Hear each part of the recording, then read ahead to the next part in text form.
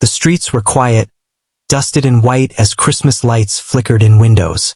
People hurried home with gifts, laughter echoing in the distance. But Emma walked alone, her breath turning into fog against the winter night. Her thin coat did little to fight the biting wind. A week earlier, the landlord had locked her out when she couldn't pay rent. She had tried shelters, but they were full, and now all she had was a bench outside a bakery. She pressed her hands together for warmth, fighting back tears. It wasn't just the cold, it was the loneliness.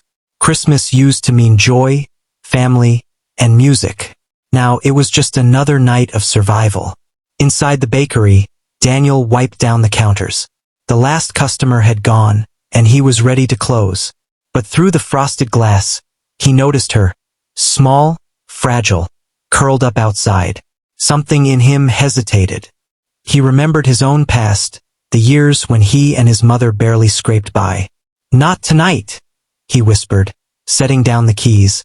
"No one should be alone tonight." He opened the door, the scent of bread drifting into the cold air. Emma looked up, startled. He held out a steaming cup of cocoa.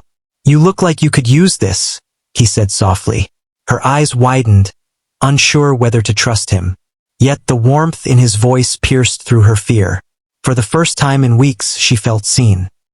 Emma hesitated before accepting the drink, her trembling hands curling around the cup. The warmth seeped into her fingers, almost too good to be true. She kept her gaze low, embarrassed by her condition. "You shouldn't be out here tonight," Daniel said, sitting down beside her. His breath formed small clouds in the air.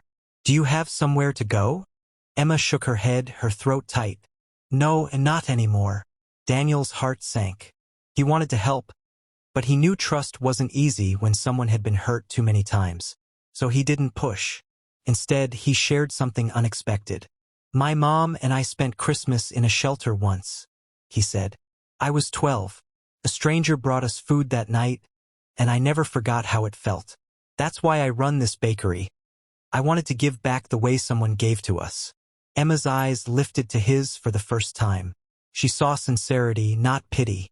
Still, shame weighed heavily. "I don't want to be a burden," she whispered. "You wouldn't be," he said gently. "I've got a spare room upstairs. It's not fancy, but it's warm.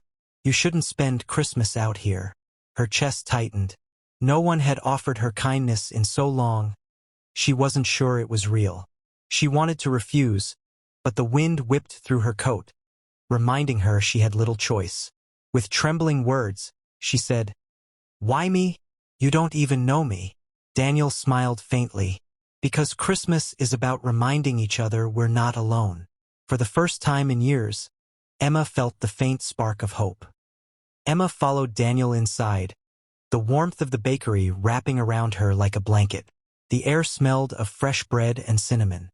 For a moment, she almost cried again. Not from sadness, but from relief. Daniel led her up a narrow staircase to a small room above the bakery. The space was simple. A bed, a dresser, a small fireplace flickering in the corner. To Emma, it felt like a palace. "You can stay here as long as you need," Daniel said. "I'll bring you dinner in a bit." Emma stood frozen, clutching her bag, the only thing she owned. I don't know how to thank you." "You don't have to," he replied. "Just rest." When he left, she sank onto the bed. The sheets were soft, the fire crackled, and for the first time in weeks, she didn't feel like she was disappearing. Downstairs, Daniel prepared soup, his thoughts wandering. Something about her reminded him of himself, of those nights when kindness had been the only thing keeping him alive. When he returned with food, Emma's eyes brimmed with tears. She ate slowly, savoring every bite. "This feels like a dream," she whispered. "It's real," Daniel said gently. "You're safe here." That night, as Emma lay beneath warm blankets, she whispered into the darkness, "Thank you." She hadn't spoken those words to anyone in a long time. For the first time in years, she fell asleep not to fear, but to peace. Morning light spilled into the little room, waking Emma with a sense of unfamiliar comfort. For a moment, she forgot she was homeless. Then she remembered, and tears came again. But this time they were different. Daniel was already downstairs, opening the bakery. When Emma came down, he greeted her with a smile. "Hungry? I saved the first loaf for you." The gesture nearly broke her. No one had cared in so long. As she ate, she noticed how customers greeted Daniel warmly, laughing and calling him by name. This bakery wasn't just a shop, it was a piece of the community.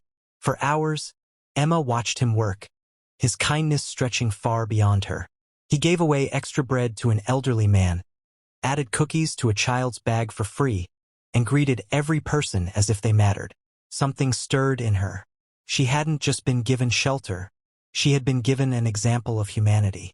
That evening, as Daniel prepared to close, Emma finally spoke. "You didn't just give me a room. You gave me dignity." He paused, his eyes softening. "No, Emma. You already had dignity. The world just made you forget." Her heart swelled. She had expected a bed for a night, not a reminder of her worth. That Christmas Eve, she realized the greatest gift wasn't a roof. It was the return of hope.